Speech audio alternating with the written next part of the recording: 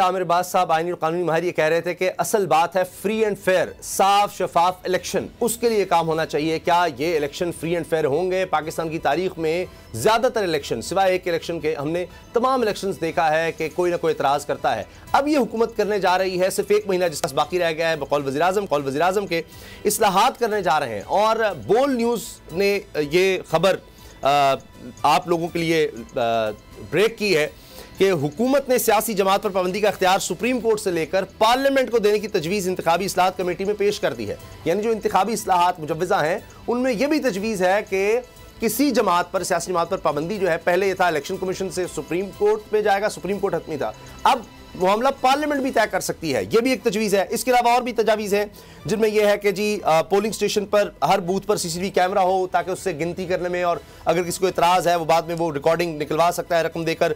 40 लाख से 1 करोड़ रुपये तक अब कौमी असम्बली का जो नशिस्त के लिए उम्मीदवार है वो खर्च कर सकता है। इस तरह सूबाई नशिस्त के लिए खर्चा 20 लाख से बढ़ाकर 40 लाख कर दिया गया है। अमले के लिए सज़ा अगर धांधली मुलव्वस हुआ तो 6 माह से बढ़ाकर 3 साल। ज़ाब्ता अखलाक़ की खिलाफवर्जी का फैसला 15 की बजाय 7 रोज़। इस तरह की दीगर तरामीम है। लेकिन जो सबसे अहम है वो है कि किसी पॉलिटिकल पार्टी पर पाबंदी लगाना। पाशा साहब ये फरमाइएगा, आप क्या समझते हैं? क्योंकि हमने इस हुकूमत के होते हुए बहुत सी तरामीम देखी, पहले नैब में तरामीम देखी, उसके बाद वो वापस आती भी देखी कि अभी ऑर्डिनेंस आया है कि नहीं जी अब दोबारा 30 दिन तक किसी को आप मुलजिम को आप रख सकते हैं, चेयरमैन नैब के इख्तियार वापस दिए गए हैं। तो ये अगर तरमीम होती है, अगर होती है, तो उस पर आप क्या समझते हैं कि किसी पॉलिटिकल पार्टी पर पाबंदी लगाने के लिए क्या पार्लियामेंट को इख्तियार होना चाहिए? जी सुप्रीम बॉडी वही है। देखें, असूली तौर पे तो मेरा मौक़िफ़ बड़ा वाज़ेह है, और वो ये है कि किसी भी पॉलिटिकल पार्टीज़ पर पाबंदी नहीं लगनी चाहिए। ना ही ये इख्तियार सुप्रीम कोर्ट ऑफ पाकिस्तान के पास होना चाहिए और ना ही पार्लियामान के पास। देखें, आज अगर 9 मई के वाक़यात को जवाज़ बना के आप एक पार्टी पे पाबंदी लगाना चाहते हैं तो फिर उन लोगों का क्या कसूर है कि जो लोग घर में बैठे थे, जो लोग किसी नज़रिए की बुनियाद पे उनका साथ दे रहे थे, किसी कमिटमेंट की वजह से या उनके मंशूर प्रोग्राम से मुतासर होके वो उस पार्टी की सपोर्ट कर रहे थे, क्या वो ज़्यादा तादाद में थे या जिन लोगों ने 9 मई के वाक़यात किए, तोड़ फोड़ की, जलाओ गिराव किया, जिनके खिलाफ FIR दर्ज हुई, जो गिरफ्तार हो चुके, जिनके ट्रायल चल रहे हैं, वो है चंद हज़ार। तो क्या वो चंद हज़ार की गलती का खमियाजा उन करोड़ लोगों को होना चाहिए जो कि बाकी जो हैं पॉलिटिकल वर्कर्स हैं या आम शहरी हैं? मैं नहीं समझता कि कोई ऐसा जवाज़ है कि पॉलिटिकल पार्टीज़ पे पाबंदी लगनी चाहिए। जी ठीक, लेकिन राजा आमिर अब्बास साहब, हुकूमत ये कहती है, वज़ीर दाखिला राना सनाउल्लाह भी कह रहे हैं, वो भी पाबंदी के हामी हैं। अब वो वज़ीर दाखिला हैं, मियाँ जावेद साहब वफाकी वज़ीर हैं, वो भी कह रहे हैं जी तहरीक इंसाफ के लिए कोई लेवल प्लेइंग फील्ड नहीं होनी चाहिए। शरा रज़ा साहब हमारे प्रोग्राम में कल थी, वो कहती हैं हम तो पॉलिटिकल पार्टी ही नहीं मानते तहरीक इंसाफ को। तो हुकूमत की बड़ी जमातों का तो मौक़िफ़ ये है आपके सामने है कि वो इलेक्शन के प्रोसेस से घबरा रहे हैं। उन्हें उनकी अपनी पार्टी वाले बता रहे हैं कि जनाब हमारे यहाँ तो कैंडिडेट्स मिलने मुश्किल हो गए हैं। फिर ये जो एक नई पार्टी बनी IPP, और वो बारे से हवा निकल चुकी है कि जनाब कोई इनका बड़ा ख्याल था कि शायद कोई सीट एडजस्टमेंट हो जाएगी, तो बहुत बड़े कोई ऐसे नाम आ जाएंगे कि जो इलेक्शन जीत जाएंगे, वो भी ग्राउंड पे नजर नहीं आ रहा।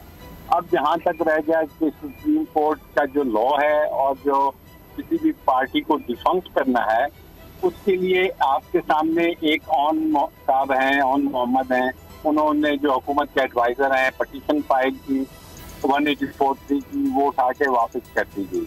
लॉ ये है कि जब तक सुप्रीम कोर्ट ऑफ पाकिस्तान तमाम पार्टी को एविडेंस लाने के बारे में नहीं कहेगा, तब तक किसी किस्म की पार्टी को बैन नहीं किया जा सकता।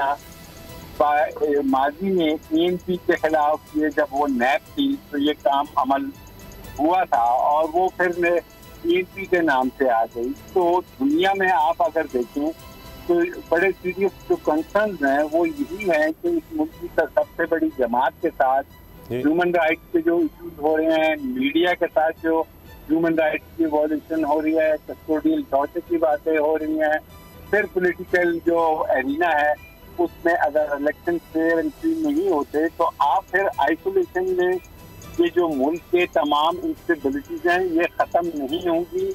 और जो इंटरनेशनल फोरम्स हैं अब आप बिल्कुल अकेले नहीं रह सकते, आपने उनको सेटिस्फाई करना है। अभी भी आपसे कोई बात करने को तैयार नहीं है। पहला क्वेश्चन होता है कि अपने हाउस को इन ऑर्डर लेके आइए, और हाउस को इन ऑर्डर लाने का मतलब ये है कि जो इंटरनेशनल स्टैंडर्ड्स हैं उसकी आपने हर तरीके से उसको पाबंद है कि उसको फॉलो करें।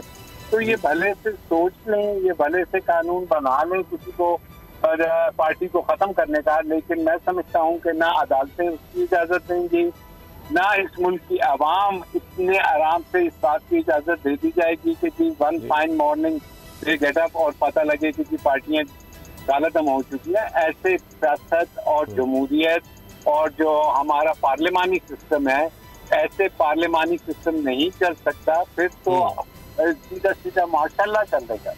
सही, मगर बात यह है ना राजू मरार साहब, आप एक कानून और आइन की बात करते हैं, इसी तरह पाशा साहब भी, लेकिन कुछ ज़मीनी हक़ाइक़ ये है कि अदालतों में हमने जजेस को अभी हाल ही में रोते देखा है कि जी आप प्रेस कॉन्फ्रेंस ही कर दें, हमारा फैसला तो मानना नहीं है, किसी को हम छोड़ते भी हैं उस पर अमल दरामद तो हुकूमत ने करना नहीं। सुप्रीम कोर्ट नहीं हो सका तो निचली अदालतों का क्या होगा? अगर कोई मिसिंग पर्सन हो जाता है तो अदालत कहती है जी अच्छा उसको बाजियाब करें, वो फिर तारीख ही मिलती है। तो पाशा साहब, फ्री एंड फेयर इलेक्शंस फिर कौन कराएगा? पाकिस्तान की तारीख में कहा जाता है 1970 के इलेक्शन ही सिर्फ फ्री एंड फेयर थे, जो सबसे ज़्यादा फेयर कहे जाते हैं। उसके बाद हमने मुल्क को दो टुकड़े होते देखा, तो अब फर्क नहीं पड़ता। हमने हर इलेक्शन में कंट्रोवर्सी देखी है। शायद ज़्यादातर पार्टीज़ का ये ख्याल है, हुकूमती पार्टीज़ का, कि इस दफ़ा भी ऐसा हो जाए ना, एक पार्टी बीच में हो, क्या हो जाएगा जब हुकूमत में आकर बैठ जाएंगे तो उसके बाद देखी जाएगी। हर दफ़ा इसी तरह ही हुआ है। 2013 में आरओस का इलेक्शन कहा गया था, पीपल्स पार्टी को उस पर बड़े एतराज़ात थे, मगर फिर मामला चलता रहा। 2018 में भी हमने देखा, आज जो पीडीएम की जमातें हुकूमत में, इन सबको एतराज़ था, मगर पार्लियामेंट में मामला चलता रहा। देखिए, ये बड़ी बदकिस्मती है इस मुल्क की कि इलेक्शंस जो हैं हमेशा कोई ना कोई एक ऐसा वो बदनुमा दाग छोड़ के चले जाते हैं कि जिसको पूरे 5 साल जो अपोजिशन जो होती है वो पीटती रहती है। ये कोई इतनी अच्छी रवायात नहीं है, इन रवायात को ख़त्म होना चाहिए। और इस मुल्क की तकदीर बदलने का वाहिद हल इलेक्शंस हैं। इलेक्शंस अगर वेल इन टाइम हो और सही फेयर तरीके से हों और हुकूमतें अवाम की मंशा के मुताबिक हुकूमतें तब्दील हों तो इससे कोई अच्छी चीज़ नहीं है। लेकिन इसको अब हम आइडियलाइज कर सकते हैं। इलेक्शन अब उनकी सेक्रेटरी हमेशा उस पर क्वेश्चन मार्क रहा है। आप बिल्कुल ठीक फरमा रहे हैं, मैं भी बिल्कुल मैं समझता हूँ कि बेबसी का ये इज़हार कर सकते हैं कि इलेक्शंस को किस तरह फ्री एंड फेयर करवाया जा सकता है। इस पे ज़्यादा दारोमदार जो केयर टेकर सेटअप होता है उनका है कि उन्होंने किस तरीके से, आप देखें पाकिस्तान के मारूजी हालात को मद्देनज़र रखते हुए ये एक यूनिक किस्म का कॉन्स्टिट्यूशन में अमेंडमेंट की गई है कि जब इलेक्शन हो तो केयर टेकर सेटअप हो। बाकी दुनिया के किसी मुल्क में तकरीबन जितनी भी डेमोक्रेटिक कंट्रीज़ हैं उनमें ये नहीं है। वही हुकूमत इलेक्शन कराती है जो इन पावर होती है, और अगर वो शिकस्त खा जाते हैं तो आराम से साइड पे हो जाते हैं और नई हुकूमत बन जाती है। लेकिन हमारे मुल्क के मारूजी हालात को मद्देनज़र रखते हुए और ये जो है वो ये क्लॉज रखी गई कि जो ऐसा सेटअप आएगा जिसको केयर टेकर कहते हैं, जो कि नॉन पॉलिटिकल होंगे, जिन लोगों ने इलेक्शन नहीं लड़ना वो होंगे और ये फेयर इलेक्शन कराएंगे। लेकिन अनफॉर्चुनेटली उनकी मौजूदगी में भी प्रॉपर फेयर इलेक्शन नहीं हो रहे। तो मैं तो समझता हूँ ये भी ख़त्म होनी चाहिए। अगर यही एतराज़ात इन पे लगने हैं तो वाई नॉट वो लोग जो कि इक़्तिदार में है वो ये बातें उनके ऊपर आ जाए, उन इल्ज़ामात उनको लगे और ये सिलसिला ही ख़त्म हो जाए।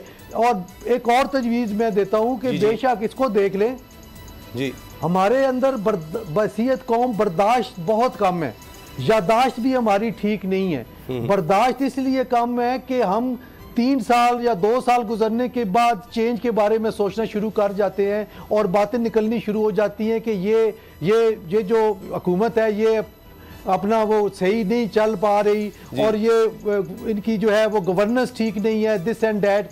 तो मेरा ख्याल है कि ये 5 साल से कम करके 4 साल कर दिया जाए, शायद कोई इस तरह हो और 4 साल के बाद कथारसिस एक जो तसलसल के साथ 4-5 ऊपर नीचे इलेक्शंस हो तो जो अवाम है वो ऐसी करप्ट लीडरशिप जिस पे एतराज़ात होते हैं उनको खुद ही एलिमिनेट कर देगी।